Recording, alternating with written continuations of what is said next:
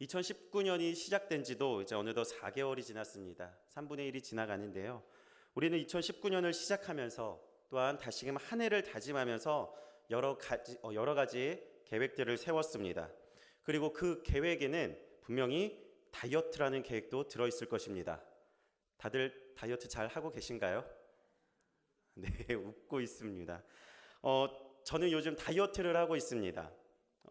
우리가 다이어트를 하면 보통 두 가지를 같이 병행합니다. 하나는 이제 운동을 하고요. 또 하나는 식단을 조절합니다. 이 두 가지를 균형 있게 해야지 다이어트를 성공할 수 있습니다. 운동 안 하고 식단만 조절하면 어떻게 될까요? 살은 빠집니다. 살은 빠지는데 운동 안 하고 식단만 조절하면 먹는 즉시 살이 찝니다. 그래서 운동 안 하고 식단 조절로 살을 빼면 요요 현상 때문에 금방 살이 다시 돌아오지요. 그리고 이제 식단은 조절하지 않고 운동만 열심히 한다면 제가 다니는 헬스장의 트레이너님께서 이렇게 말씀하셨습니다. 건강한 돼지가 된다.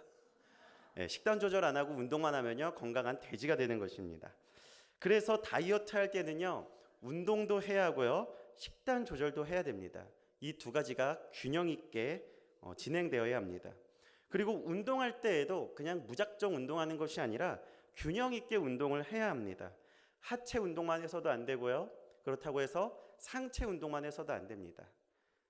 그리고 유산소 운동만 해서도 안 되고요. 유산소 운동 안 하고 근력 운동만 해서도 안 됩니다. 이 골고루 균형 있게 운동해야 합니다. 나아가 먹는 것도 마찬가지죠. 균형 잡힌 식단이 굉장히 중요합니다. 우리가 보통 다이어트 할 때 뭐를 제일 많이 먹을까요? 계란과 닭가슴살 많이 먹습니다. 아마 계란과 닭가슴살만 먹으면서 다이어트 하신 분들은 아실 겁니다. 2주만 이렇게 먹으면 계란에서 냄새가 납니다. 막 닭똥 냄새 나고요. 닭고기 보면 이제 좀 짜증이 납니다. 왜냐하면 거기다 소금 간도 안 하고 그냥 먹기 때문에 맛이 없지요. 그래서 한 2주 정도 먹으면 이거 질려서 못 먹습니다. 식단도 균형을 잡아가면서 해야 됩니다. 이렇게 다이어트를 해야지 몸이 지치지 않기 때문입니다. 그만큼 우리에게 균형이라는 것은 굉장히 중요합니다. 요즘 사회에서 많이 사용하는 말 중에 워라밸이라는 말이 있습니다. Work and Life Balance라는 말인데요. 쉽게 설명하면 이런 거죠. 일과 삶의 균형이라는 말입니다. 이러한 말들이 생기는 이유가 뭘까요? 일과 삶의 균형. 그 균형이 맞지 않기 때문입니다. 일과 삶의 균형이 맞지 않고 어느 한 방향으로 이게 기울어져 있기 때문에, 그리고 대부분의 사람들은 어느 쪽으로 기울어져 있을까요? 일 쪽으로 기울어져 있습니다. 너무나도 많은 업무들을 보고요. 너무나도 많은 일들 때문에 그러한 이유로 개인의 시간과 또한 개인의 삶은 점점 줄어들고 있습니다. 그래서 이제는 많은 사람들이 직장을 구할 때 이 워라밸, 일과 삶이 균형 있게 할 수 있도록 이 직장들을 구해 나갑니다. 일과 나의 삶, 이것들을 균형 맞출 수 있는. 그렇다면 우리의 신앙은 어떠합니까? 우리의 신앙 역시 균형이 잡혀야 합니다. 우리는 신앙생활을 하면서 어떤 균형을 잡아야 될까요? 바로 믿음과 행함에 대한 균형입니다. 우리 이 시간에 야고보서 2장 26절의 말씀을 같이 보겠습니다. 같이 읽겠습니다. 시작. 영혼 없는 몸이 죽은 것 같이 행함이 없는 믿음은 죽은 것이니라. 아멘. 우리는 믿음과 행함이라는 두 가지를 균형 있게 가지고 신앙생활을 해야 합니다.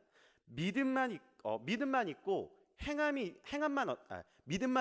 행함이 없다? 이것은 안 된다는 것이죠. 요즘 이제 우리 중고등학생들 그리고 이제 대학 청년들이 시험 기간입니다. 시험 기간만 되면 유독 공부가 하기 싫습니다. 평상시에도 하기 싫은데 시험 기간만 되면 더 하기 싫습니다. 그래서 시험 기간에 공부하려고 책상에 앉으면 책상이 지저분합니다. 그리고 이걸 치우죠. 이걸 치우고 힘드니까 냉장고 가서 문을 여니까 먹을 게 너무 많습니다. 그리고 그걸 먹고 잡니다. 이것이 보통 이제 시험 기간에서의 모습이죠.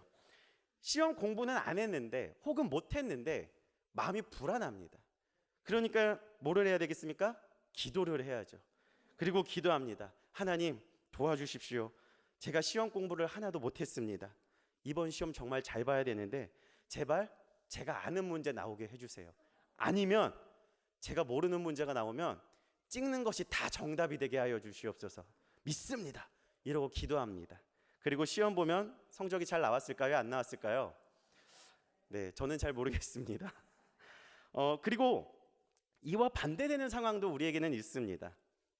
행함은 잘합니다. 행함은 굉장히 잘하는데요. 뭐가 없냐면 기도가 없습니다. 믿음이 없습니다. 다시 말하면 행함은 있는데 하나님과의 관계는 없습니다. 결국 인간적인 노력과 방법들만 있을 뿐이고 신앙의 모습은 전혀 없다는 것이죠. 믿음과 행함은 같이 가야 되는 것입니다. 믿음만 가서도 안 되고요. 행함만 가서도 안 됩니다. 믿음과 행함이 둘 다 안 간다? 이건 정말 심각한 것입니다.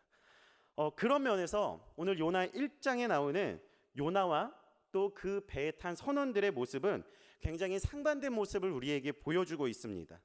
요나 1장에서 요나가 탄 배는 큰 풍랑을 맞이하게 됩니다. 우리는 이 풍랑이 어디서 온 건지 알고 있습니다. 하지만 그 배를 타고 있던 선원들은 이 풍랑이 도대체 어디서 왔는지 알지 못하는 상황이었습니다. 그리고 이 풍랑들은 자신이 뱃생활을 하면서 뱃사람인데도 불구하고 지금까지는 경험해보지 못했던 그런 풍랑이었습니다. 풍랑이 그들에게 닥쳤을 때 선원들은 어떤 행동을 했을까요? 다음과 같은 행동을 했습니다. 우리 요나 1장 5절의 말씀을 보겠습니다. 같이 읽겠습니다. 시작. 사공들이 두려워하여 각각 자기의 신을 부르고 또 배를 가볍게 하려고 그 가운데의 물건들을 바다에 던지니라. 그러나 요나는 배 밑층에 내려가서 누워 깊이 말씀 잠깐만 띄워주시겠어요? 여기서 선원들이 했던 첫 번째 행동은 무엇인가요? 각각 자기의 신을 불렀다고 말합니다. 이들은 이방인입니다. 그들은 하나님에 대해서 알지 못했고 하나님을 믿는 사람들도 아니었습니다. 하지만 자신들의 고향에서 자신들의 나라에서 그들이 섬기는 신들이 있었습니다. 쉽게 말하면 이들은 기독교인은 아니었지만 나름의 신앙생활을 하고 있는 종교인들이었습니다. 비록 다른 신을 섬기는 사람들이었지만 이들은 자신들의 힘으로 해결할 수 없는 문제 앞에 서게 되니까 그들이 했던 첫 번째 행동은 다른 것이 아니라 바로 기도하는 것이었습니다. 그리고 그들은 기도로 끝내지 않았습니다. 기도한 다음에 그들은 어떻게 했나요? 말씀에 보면 물건들을 바다에 던졌다고 말합니다. 네, 됐습니다. 그들은 물건들을 바다로 던졌습니다. 왜 바다로 던졌을까요? 배를 최대한 가볍게 하기 위해서 그들은 물건들을 바다에 던졌습니다. 이것이 그 배에 타고 있는 선원들이 할 수 있는 최선의 방법이었습니다. 배를 살리기 위해서, 배가 뒤집어지지 않기 위해서 그들은 배를 가볍게 해야 됐고, 그래서 물건들을 다 던졌습니다. 종교인으로서 이들은, 이 배에 타고 있는 선원들은 아주 좋은 균형을 가지고 있는 사람들이었습니다. 문제에 직면했을 때 이들은 기도할 줄 아는 사람들이었습니다. 그리고 이 사람들은 기도하고 나서 그 기도로 끝나는 것이 아니라 자신들이 할 수 있는 최선의 방법들로 어떤 일들을 하였습니다. 뿐만 아니라 하나님의 선지자 요나가 같이 그 배에 타고 있었는데 그 요나에게 찾아가서 당신은 왜 하나님께 기도하지 않느냐며 기도할 것을 권면했습니다. 그리고 이 풍랑의 원인이 요나 때문이라는 것을 알았을 때 그 선원들은 요나에게 왜 그렇게 행하였냐며 걱정했습니다. 요나 1장에서 나오는 선원들의 모습은 비록 그들이 이방인이고 다른 신을 섬기는 이교도들이었지만 그들의 삶과 행동 그 자체만을 놓고 본다면 그들의 삶은 오히려 우리에게 큰 도전을 주는 그러한 삶이 되는 것이었습니다. 제가 신대원에 다닐 때 이단에 관련된 수업을 들었습니다. 그때 강의하시는 교수님이 우리 총회의 이단대책위원회 위원장님이셨던 목사님이셨습니다. 그분이 강의를 해주셨는데 하루는 그 교수님께서 두꺼운 노트를 하나 가지고 오셨습니다. 그리고 이 노트를 수업 시간에 그 전도사님들에게 다 돌려보게 했습니다. 그 노트의 내용은 이런 것이었습니다. 바로 신천지에 교리가 적혀 있는 노트였습니다. 어떤 한 자매가 신천지 교리 수업을 받으면서 그 노트들을 정리했는데 그 노트를 보고 정말 깜짝 놀랐습니다. 야, 이 자매는 뭘 해도 공부 잘하겠구나. 엄청 정리가 잘 된 노트였고요. 이 노트 한 권 있으면 야, 신천지 꿰뚫어 볼 수 있겠다라고 말할 수 있을 정도의 노트였습니다. 그 노트를 보고 있을 때 교수님께서 저에게 이런 말씀하셨습니다. 이 노트의 주인이 그 당시 현재 신천지에서 굉장히 활발하게 활동하고 있는 한 자매의 노트라고 말씀해 주셨습니다. 그리고 그 자매의 삶도, 그 자매가 신천지 안에서 어떻게 살아가고 있는지에 대해서도 우리에게 아주 자세하게 설명해 주셨습니다. 그리고 그 자리에서 수업을 듣는 모든 전도사님들이 깜짝 놀랐습니다. 왜냐하면 그 삶은 너무나도 대단했기 때문입니다. 제가 비록 여기서 그 삶을 이야기할 수는 없지만 그 삶은 정말 대단했습니다. 그리고 그 이야기를 듣고 거기에 모여 있는 전도사님들이 이구동성으로 이렇게 얘기했습니다. 야, 이단도 저렇게 사는데 난 뭐냐? 이단도 저렇게 열심히 살아가는데, 이단도 저렇게 목숨 걸고 살아가는데 난 뭐하고 있지? 우리가 다 그렇게 생각했습니다. 그 삶은 분명 예수를 믿지 않는 삶이었지만 그 삶은 예수를 믿는 우리로 하여금 우리의 삶을 돌아보게 하였습니다.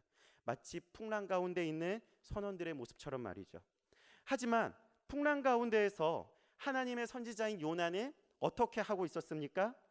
요나의 모습을 같은 풍랑을 경험하고 있는 그 선원들의 모습과 비교한다면 누가 하나님의 사람이고 누가 그냥 세상 종교인인지 우리는 헷갈릴 것입니다. 왜냐하면 요나는 하나님의 사람으로서 전혀 균형 잡힌 모습을 하고 있지 않기 때문이었습니다. 본문으로 돌아와서 선원들은 요나에게 다시 한번 묻습니다. 우리가 너를 어떻게 해야지 바다가 우리를 위해서 잔잔하겠냐? 이렇게 물어봅니다. 선원들은 풍랑의 원인이 요나라는 것을 알았습니다. 하지만 그들은 원인은 알았지만 이 풍랑을 어떻게 잠잠하게 해야 될지에 대한 방법은 몰랐습니다. 그래서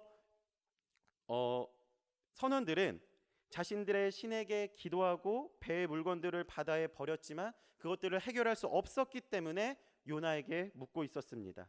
뱃사람으로서 자신들이 할 수 있는 최선의 것을 했는데도 불구하고 지금까지 자신들이 경험하지 못했던 상황을 경험하게 되니까 그들은 너무나도 어려워했습니다. 자신들의 신과는 비교할 수 없는 하나님의 능력 앞에서 그들은 아무것도 할 수 없었습니다. 그들은 그저 하나님의 선지자인 요나에게 이 문제를 어떻게 해결해야 되는지 그 방법을 묻는 것이 그들이 할 수 있는 최선의 방법이었습니다. 그리고 선원들의 물음에 대해서 요나는 이렇게 대답을 합니다. 우리 본문 12절의 말씀을 같이 읽겠습니다. 시작. 그가 대답하되 나를 들어 바다에 던지라. 그리하면 바다가 너희를 위하여 잔잔하리라.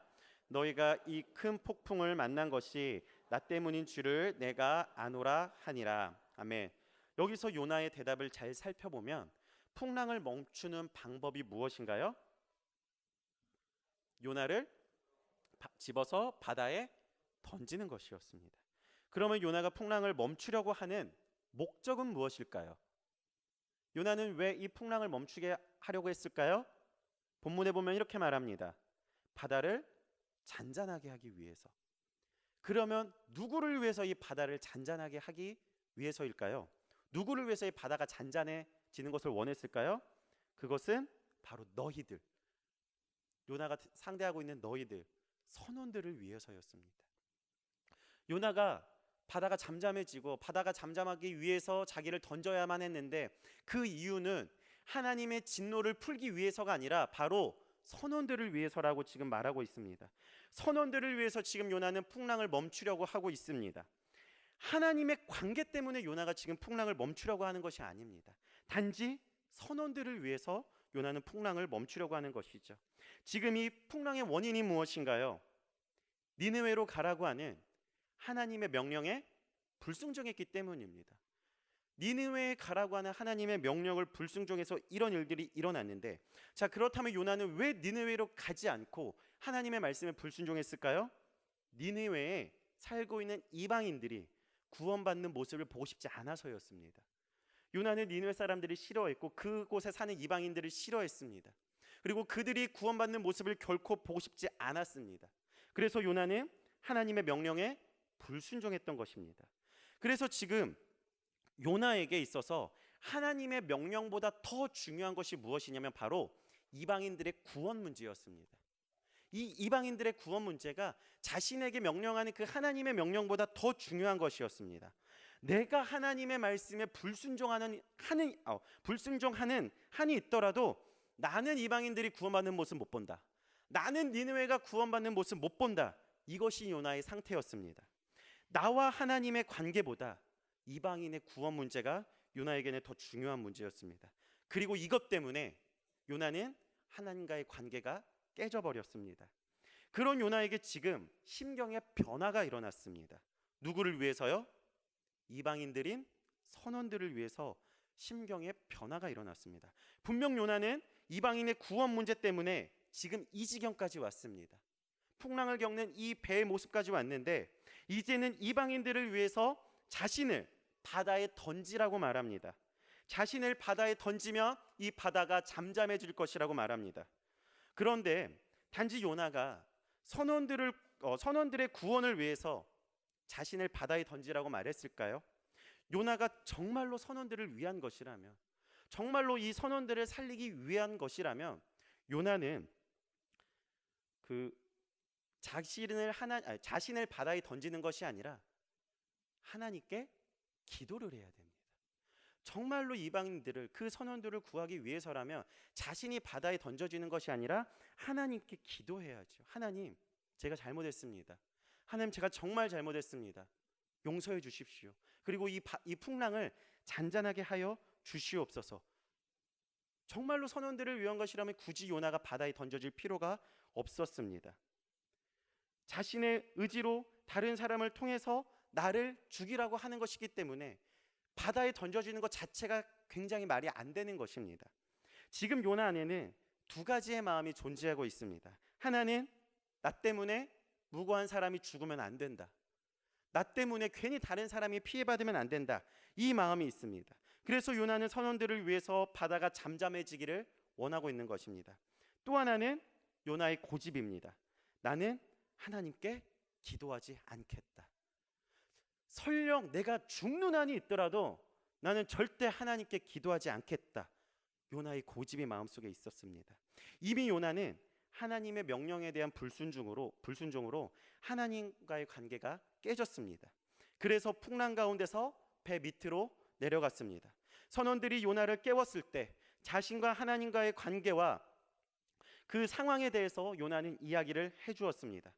그리고 이 풍랑이 멈춰지는 것에 대해서 자신이 어떻게 행동하는지에 대해서도 요나는 알고 있었습니다. 그런데 요나가 하지 않은 것이 하나가 있었습니다. 그것이 바로 하나님께 기도하는 것이라는 것이죠. 요나는 하나님께 기도하지 않았습니다. 사실 이 상황에서 요나가 해야 되는 것은 첫 번째 행동은 바로 하나님께 기도하는 게 되어야 됩니다. 이방인 선원들도 각자 자기의 신을 불렀고 자고 있는 요나를 깨워서 했던 첫 번째 말이 내 하나님께 구하라, 이 말이었습니다. 요나가 지금 해야 되는 행동은 선원들에게 왜 이러한 일이 일어났는지 설명하는 게 시급한 게 아니라, 그들에게 하나님에 대해서 설명하는 것이 시급한 게 아니라 요나 자신이 하나님께 기도하는 것이 시급한 문제였습니다. 하지만 요나는 기도하지 않았고 선원들에게 자신이 처한 문제와 하나님이 어떠한 분인지에 대해서만 이야기했습니다. 그리고 이 풍랑을 멈추기 위해서 선원들이 어떻게 해야 되는지 요나는 말했습니다. 요나는 선원들에게 말하고 있지만 정작 하나님께는 말하고 있지 않았습니다. 요나는 선원들에게 하나님에 관해서는 말하고 있었지만 정작 하나님께는 말하고 있지 않았습니다. 이것이 신앙인의 균형 잡힌 모습일까요? 결코 그러지 못하다는 것입니다. 제가 서두에 신앙인은 믿음과 행함이 같이 가야 된다고 말씀드렸습니다. 그것이 신앙인의 바른 균형이라고 말씀드렸습니다. 그리고 이 균형 잡힌 모습을 누가 보여주고 있습니까? 요나가 보여주고 있나요? 아닙니다. 바로 선원들이 보여주고 있습니다. 그들은 기도했고요. 그들은 기도한 다음에 행동했습니다. 하지만 요나는 어떻습니까? 요나는 기도하지 않았습니다. 그리고 행함만을 가지고 있었습니다. 내가 바다에 던져지면 모든 것이 끝날 것이다. 내가 바다에 던져지면 지금 이 모든 상황은 해결될 것이다. 하나님께 기도 없이, 하나님과의 대화 없이 자신의 행함으로만 요나는 이 문제를 해결해 나가고 있습니다. 제가 계속해서 균형 잡힌 모습을 얘기할 때 지금 누구를 이야기하고 있나요? 선원들을 이야기하고 있습니다. 선원들의 균형 잡힌 모습을 보여드렸습니다. 그들은 믿음과 행함이 같이 갔습니다. 비록 이방인들이고 비록 이교도인들이지만, 그런데 놀라운 것은 오늘 본문 뒤에서 그들은 진정으로 신앙인의 모습을 우리에게 보여주고 있습니다. 요나가 자신을 바다에 던지라고 했을 때 자신들의 생명을 위해서 그들은 요나를 바다에 던질 수 있었습니다. 자기들이 살 수 있는 방법이 있으면 그들은 할 수 있었습니다. 자기들이 살기 위해서 그들은 요나를 바다에 던질 수 있었습니다. 하지만 선원들은 요나를 바다에 던지라는 그 말을 듣고 어떻게 행동했냐면 이렇게 행동합니다. 우리 요나 1장 13절의 말씀을 보겠습니다. 요나 1장 13절의 말씀을 보겠습니다. 같이 읽겠습니다. 시작. 그 사람들이 힘써 노를 저어 배를 육지로 돌리고자 그들을 향하여 점점 더 형용함으로 능히 못한지라. 자, 그들은 어떻게 했습니까? 힘써 노를 저어 배를 육지로 돌리고자 했습니다. 그 이유는 그들은 결코 요나를 죽일 수 없었기 때문입니다. 어떻게 그들이 요나를 죽일 수 있겠습니까? 자기들 살자고 아무런 죄 없는 사람을 바다에 던진다? 그들은 결코 그럴 수 없었습니다. 우리가 어떻게 사람을 죽이느냐? 우리가 왜 사람을 죽이느냐? 우리는 너를 살려야 되겠다. 그것이 선원들의 마음이었습니다. 요나는 자신을 던지라고 말했지만 선원들은 그렇게 행동하지 않았습니다. 하지만 선원들의 이러한 행동으로 인해서 발생한 것은 무엇입니까? 바다가 더 흉흉해졌습니다. 바다가 더 거칠어졌습니다. 바다의 폭풍이 더 사납게 몰아치니까 이제 그들에게는 방법이 없었습니다. 그럼 이제 그들에게 남은 방법은 무엇인가요? 요나를 바다에 던지는 것이었습니다. 그런데 그들은요, 요나를 바다에 던지기 전에 한 가지 행동을 우리에게 보여줍니다. 우리 요나 1장 14절의 말씀을 보겠습니다. 요나 1장 같이 읽겠습니다. 시작. 우리가 여호와께 부르짖어 이르되 여호와여 구하고 구하오니 이 사람의 생명 때문에 우리를 멸망시키지 마옵소서. 무죄한 피를 우리에게 돌리지 마옵소서. 주 여호와께서는 주의 뜻대로 행하심이니이다 하고. 아멘. 선원들이 지금 누구에게 기도하고 있습니까? 하나님께 기도하고 있습니다. 각자의 신을 부른 게 아니라 이제는 하나님께 기도하고 있습니다. 각자의 신을 부르던 이 선원들이 하나님께 기도했습니다. 본인들의 능력으로 이 문제를 해결할 수 없다는 것을 알았기 때문에 그들은 요나를 바다에 던지는 행동을 해야만 했고, 그리고 그 행동을 하기 이전에 그들은 하나님께 기도했습니다. 행함과 기도가 같이 가는 그런 균형 잡힌 모습을 그들은 보여주고 있었습니다. 그리고 이들과 정반대로 요나는 요나서 1장 전체에서 하나님께 단 한 번도 기도하지 않았습니다. 요나는 하나님 말씀에 불순종함으로써 자신의 신앙의 균형이 깨져버렸습니다. 기도 없이 행함에만 치우쳐졌습니다. 기도 없이 자신의 생각대로만 요나는 행동하였습니다. 요나의 행동에는 하나님의 뜻은 없었고 자신의 의만 있었습니다. 신앙의 균형이 깨졌을 때, 신앙이 한쪽으로만 치우쳐졌을 때 우리에게 바로 이러한 모습이 나타난다는 것입니다. 주님의 뜻을 알지 못한 채 우리가 행동한다는 것이죠. 제가 계속해서 예화를 드는 것 중에 하나가 제가 제자훈련 받았던 것을 좀 많이 말씀드리고 있습니다.